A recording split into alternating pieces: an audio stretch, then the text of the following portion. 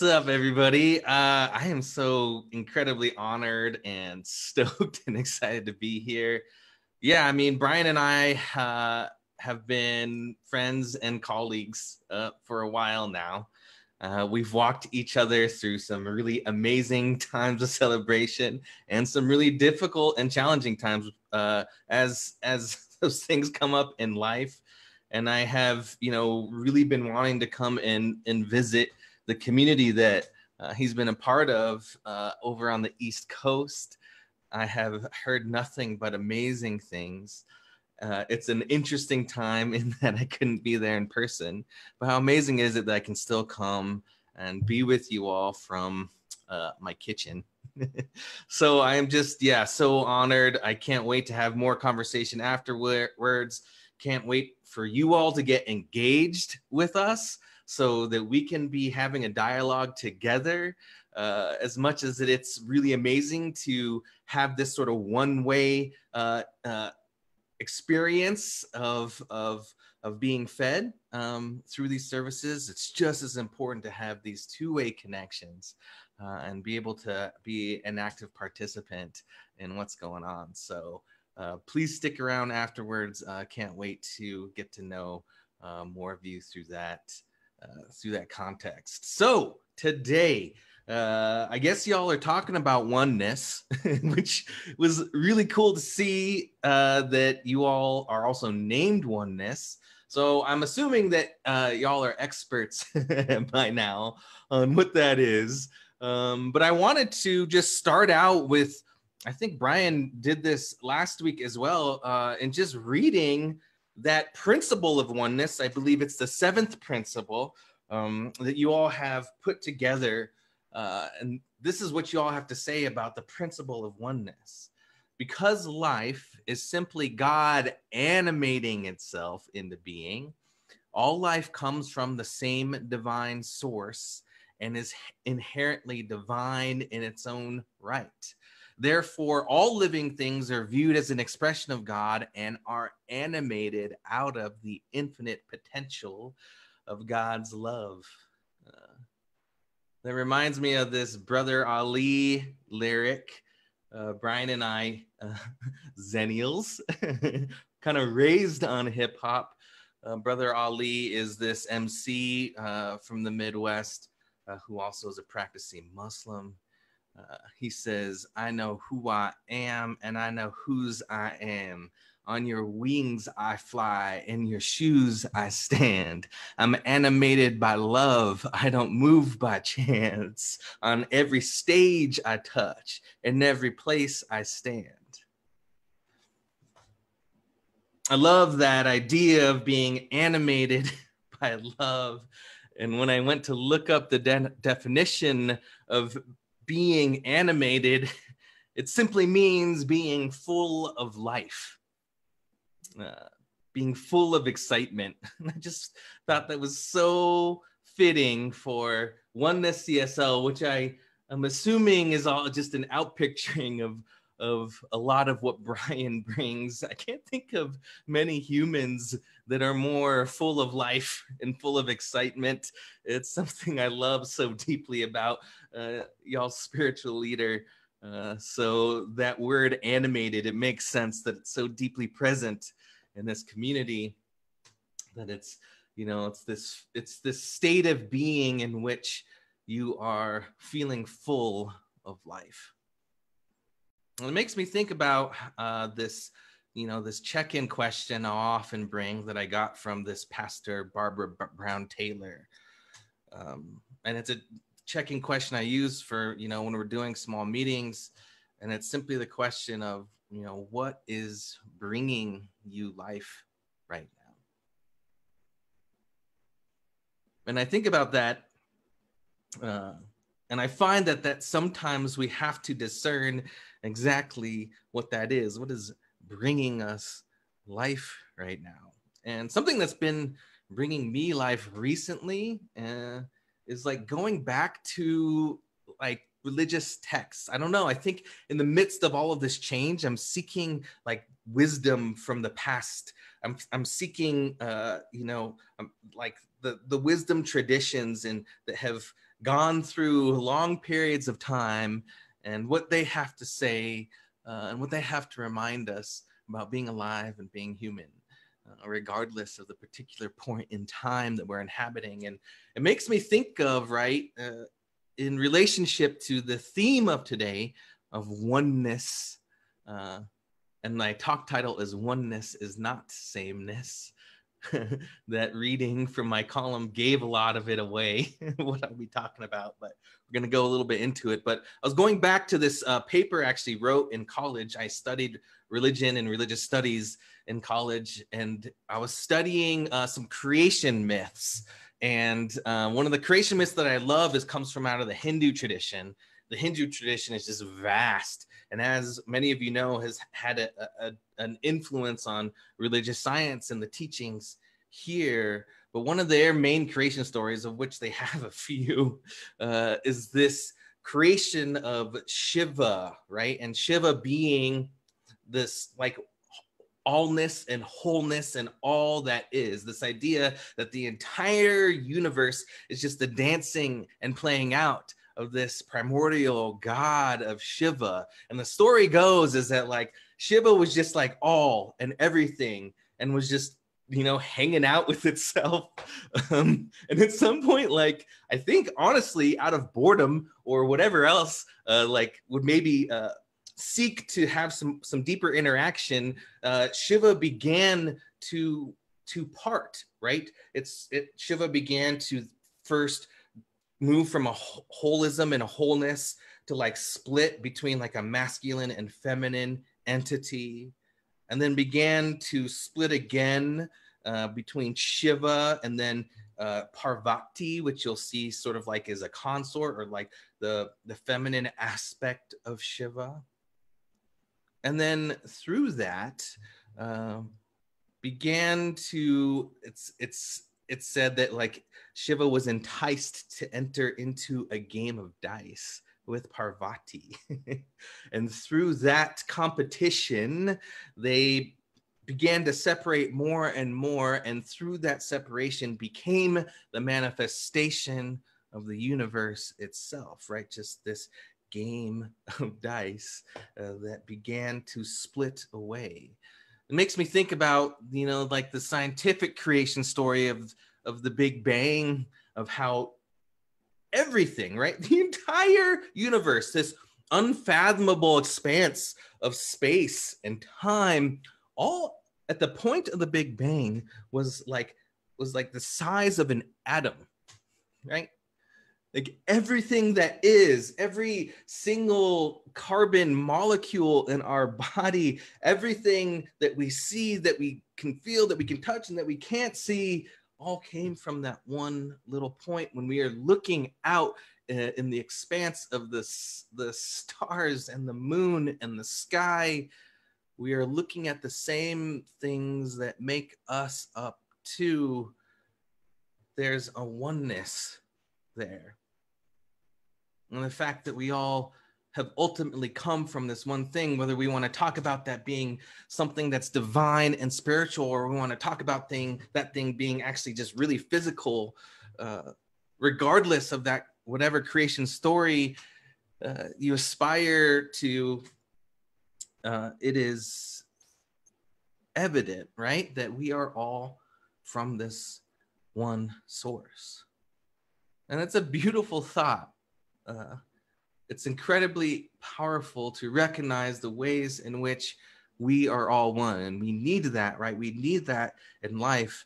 But what we have to do too is we have to remember that oneness does not equal sameness. And sometimes we can focus on that oneness and say, because we're all one, we shouldn't look at all of the ways that we are different, right? We should only focus on the ways that we are the one, at one with the divine, and through that with each other. But what that can do, right? What that can do if we're only focusing on unity, if we're only focusing on oneness, we can begin to confuse the idea of oneness with sameness, right? We can begin to create a value of sameness and begin to only value whether that's conscious or unconscious, right?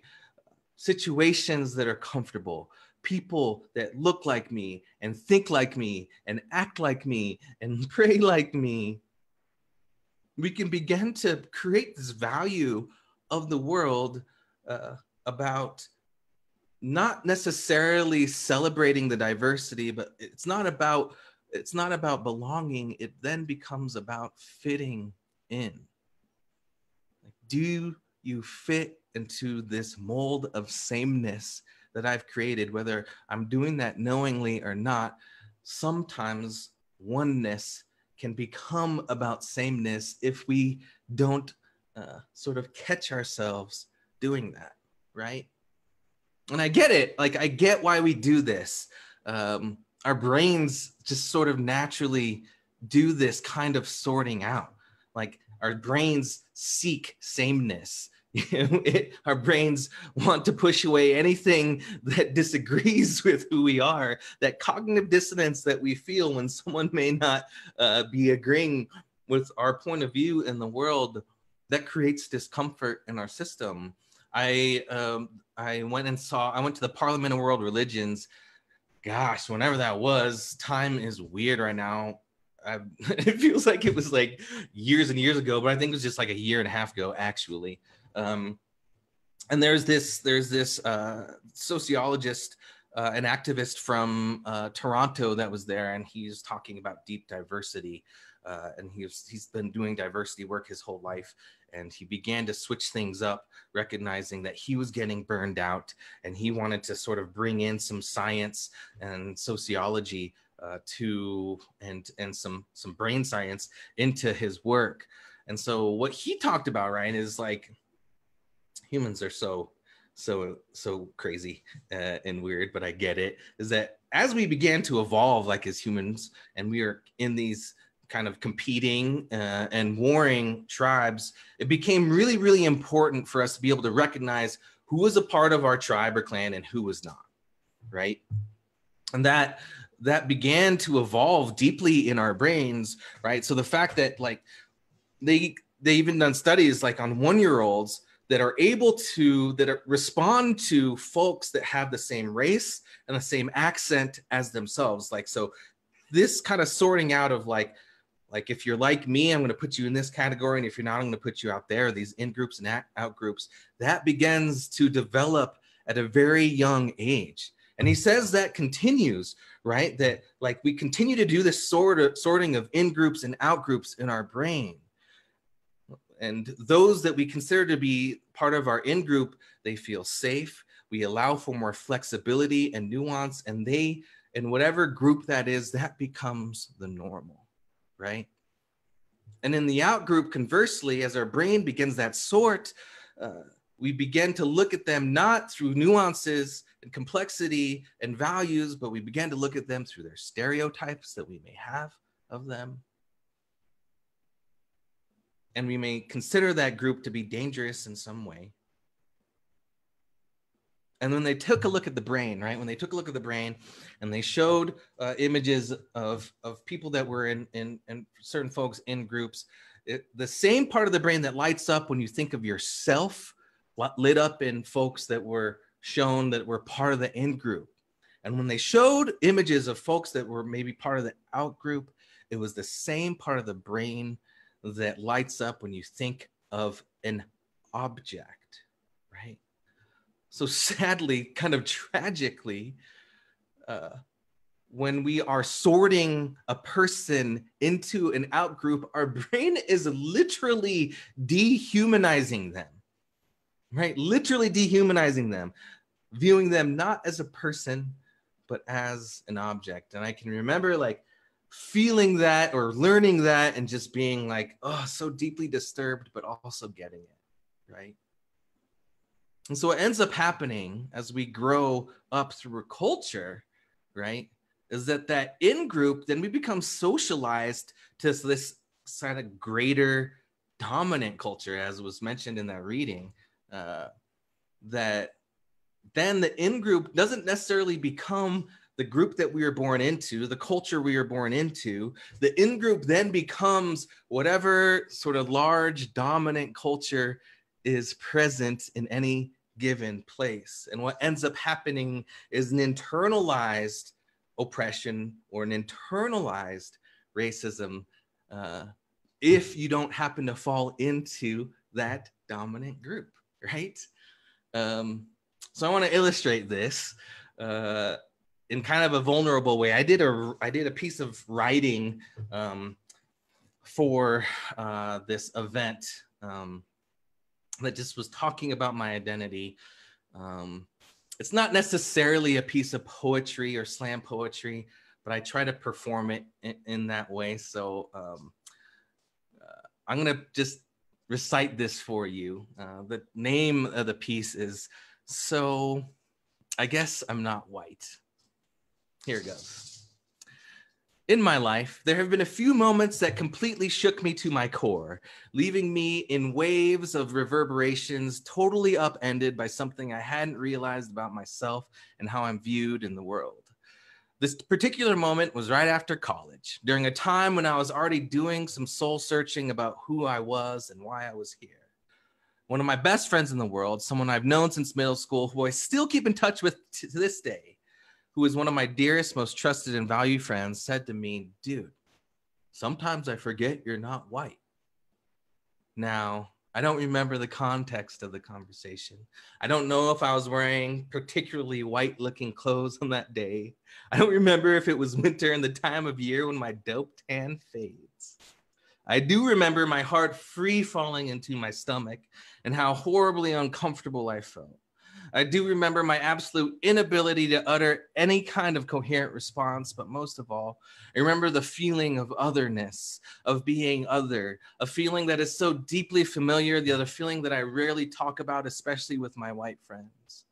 My only capacity at that moment was to painfully force perhaps the most awkward laugh of my life. Yeah, and quickly change the subject. I ruminated in that feeling for a long time. Why did it hit me so hard? Why couldn't I get those words out of my mind? What did he mean by that? Was it a joke? Should I be offended? Do I act too white? What does that even mean? Do I need to start faking an Asian accent to combat this forgetfulness in my friend? My Asian accent sucks. It's taken me years to fully unravel. And I can still feel the weight of that statement falling upon my body and my being. But as I allowed the questions to settle and that inner voice began to emerge, I slowly understood. While my friend who threw his love for me, and in that innocent statement can somehow forget that I'm white, I can't. It's just not possible because I'm reminded all the time. I'm reminded when people ask me where I'm from, and when I say Colorado, they respond, "Where are you really from?" I'm reminded when I'm asked if I speak the language. I'm reminded every time I go to buy a pair of jeans and they all come up to my chest. I'm reminded when I realize for the majority of my life, every Asian I've seen in the media is a walking stereotype, nerdy, big glasses, thick accent, horribly awkward, or as someone who automatically knows Kung Fu, all reminders that this world was not made for me. I remember how liberating it was to learn about the term microaggression and how these little reminders I just spoke of are a consistent experience for Asians in America. It made me feel less alone, less other, less like I was being too sensitive. Giving language to something that is innocent in its intent but potent in its impact was freeing. And it gave me more compassion for myself and all of those who have reminded me over and over again that I'm not white. And in that freedom, Miles brought another harsher realization. For much of my life, I wished I could be. I wanted to be seen like my heroes on the big screen are. I wanted to grow a big beard and be tall and desired. I wanted to fit in. But I realized that yearning of wanting to be different than I was became a form of safe self-hatred that I was unknowingly inflicting upon myself. It was internalized racism coming from within.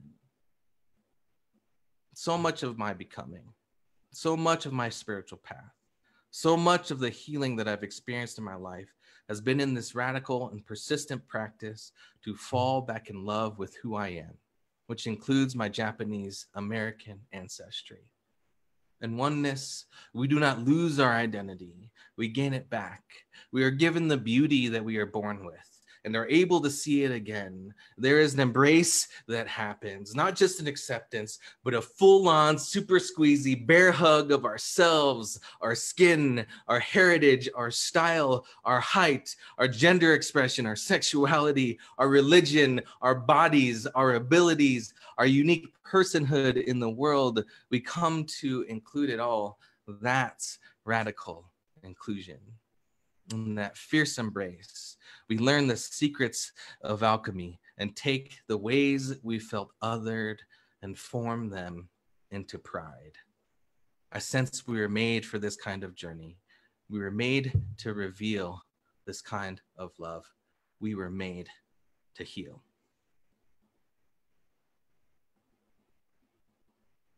So that has been my journey, right? It's just a little window into my understanding of who I am, my realization of the story that was created for me around whiteness, an illustration of how I bought into that story, so much so that I wanted to be something different than I was.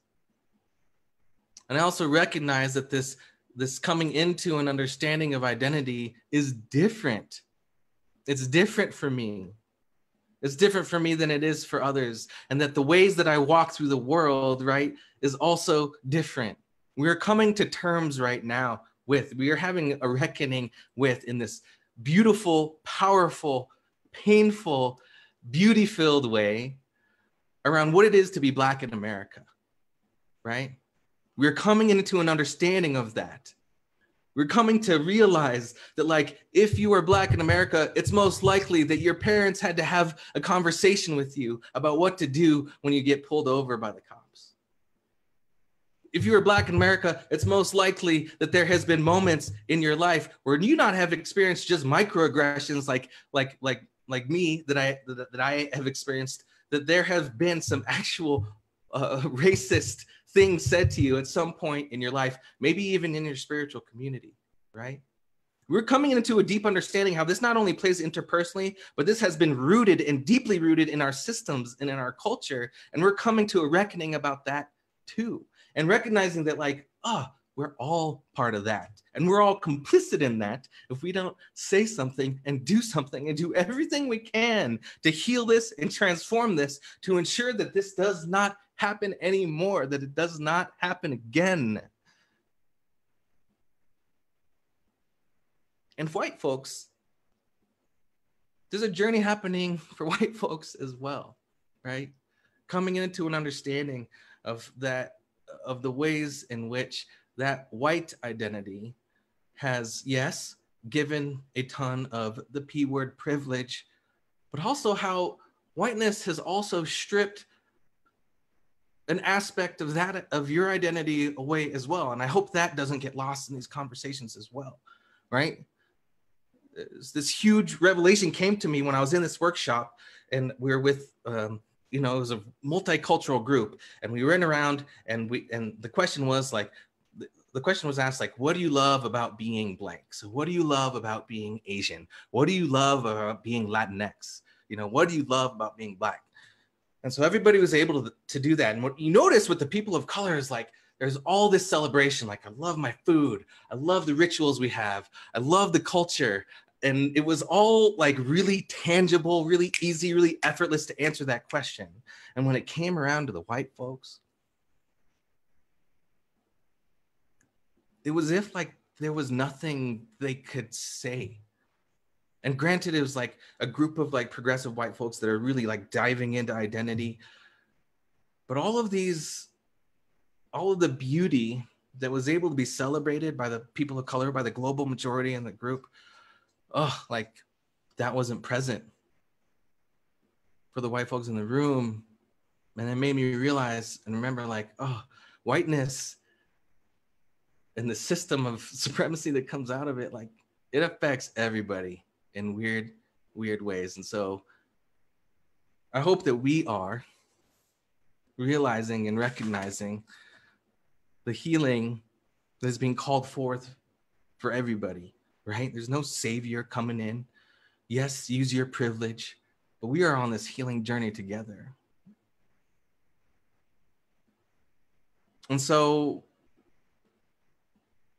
I think what we're coming to, right, is like, as we bring this to a close, I think what we're coming to understand is what we can do. Like, it's almost like, okay, well, what do we do from here? I think the call we're all being called to do is actually do what y'all are doing at Oneness. I look at your vision and your mission. I come to your homepage, and the first thing you see is building inclusive community through spiritual connection, right? And inclusion, and the definition of inclusion that I always aspire to, is inclusion is not just like this welcoming, like everybody is welcome. Inclusion is recognizing, celebrating, and utilizing. Recognizing, celebrating, and utilizing. Recognizing, celebrating, and utilizing all of diversity within a given place, right? So it requires us that we move from a place of fitting in to a place of belonging, right? And I think you even have the word belonging somewhere in your vision and mission as well. We create spaces for transformation and belonging through spiritual practice, education, and self-expression. That is part of y'all's mission. And so I remember Brene Brown had this amazing definition of belonging. She said, true belonging is the spiritual practice of believing in and belonging to yourself, and I would say to God, to the divine, so deeply that you can share your most authentic self with the world. Belonging is being celebrated for you. Fitting in is being celebrated for being like everyone else. I know who I am, and I know whose I am. On your wings I fly, in your shoes I stand. I'm animated by love, I don't move by chance. In every stage I touch, in every place I stand. This is what we're up to. We're finding that sense of belonging to ourselves and to the divine, and through that, a belonging to this world and to this spiritual community in a deeper way. And we're finding at the end, like not the end of this creation story, but I think we're coming around the loop on this creation story, right? Because to go back to that Shiva creation story, what happens at the end is Shiva, isolated by all of the ways in which it's been separated, isolated by that separation, yearns to fuse and merge back with itself. And it's love that does that. It's like love is this gravitational force, right? And I've been thinking about love as this gravitational force.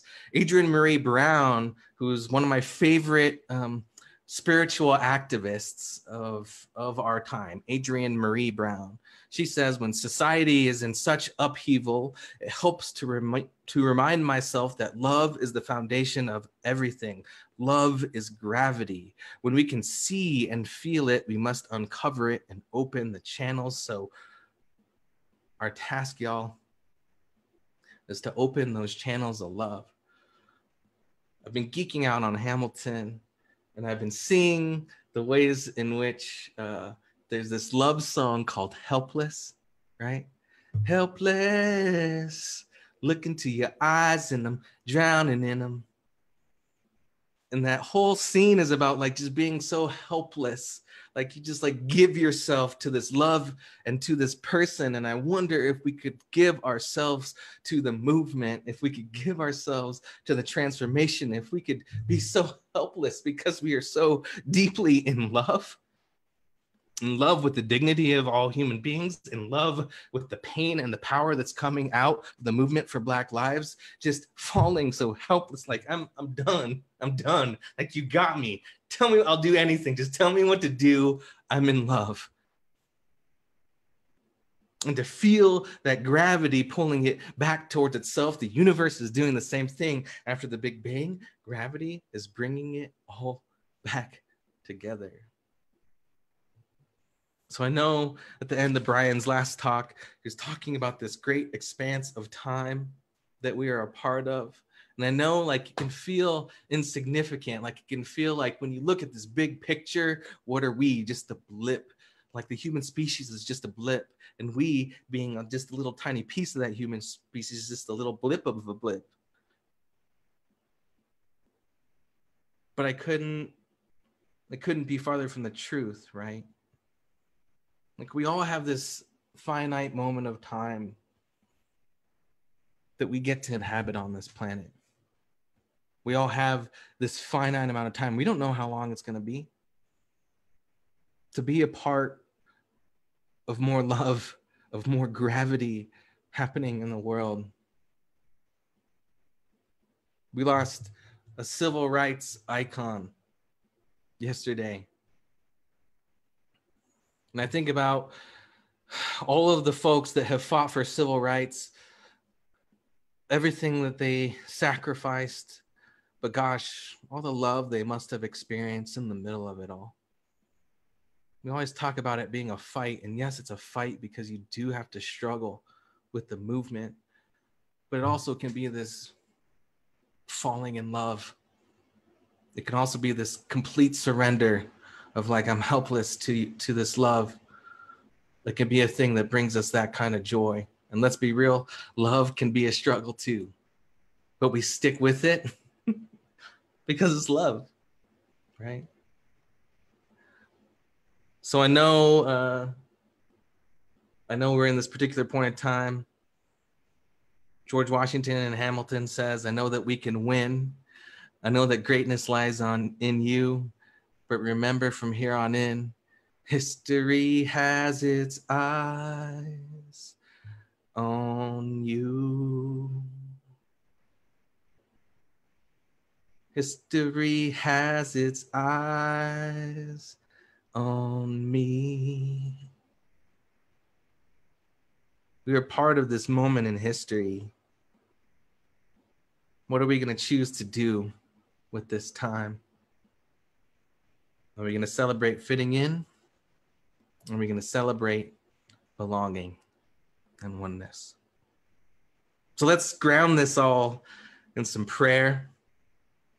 Let's take a moment to feel into the oneness that exists at the center of our being. Let's take a moment to remember who we are and whose we are. Let's take a moment to remember that at the center of who we are is the same center that exists within each and every human being, that we are all centers for spiritual living. And it is through communing with that center for spiritual living that we begin to feel the oneness that actually exists, not just as a concept, but as a reality in our life that is perhaps the truest truth of our being. And it is through that, as we look out the diversity of the ways in which this one thing has been expressed, that we begin to not seek sameness, but to seek and to value all of the different ways this thing called God is manifesting in the world. That we seek to combat the ways in which our brain struggles to make sense out of a world that, that is seeking to divide us, right? That is seeking to divide in our minds. And we come to a moment where we recognize the oneness, so that division becomes a celebration, that which is different becomes the greatest gift to our lives. We know that each and every one of us is here on purpose and on time. And so what we do with this time, I know, is rooted in love, rooted in gravity, and I am helpless. We are helpless to that love. We are helpless to this love movement that is happening within each one of us. So what I know for us is that we give ourselves to that with that kind of reckless abandon, that kind of teenage love that just is helpless to the movement that brings more love, more life, more dignity to all. And so I celebrate all of the ways that this shows up both individually and collectively. I celebrate Oneness Center for Spiritual Living and all of the ways it is a force of love on this planet. I celebrate the spiritual path that we are all on. And most of all, perhaps I celebrate the healing that is happening in this moment. We can call all of this good, because it truly is. We feel the healing happening right here in this moment within us and around us. And so we just let it be, and we let it become, and we let it be so. And so it is.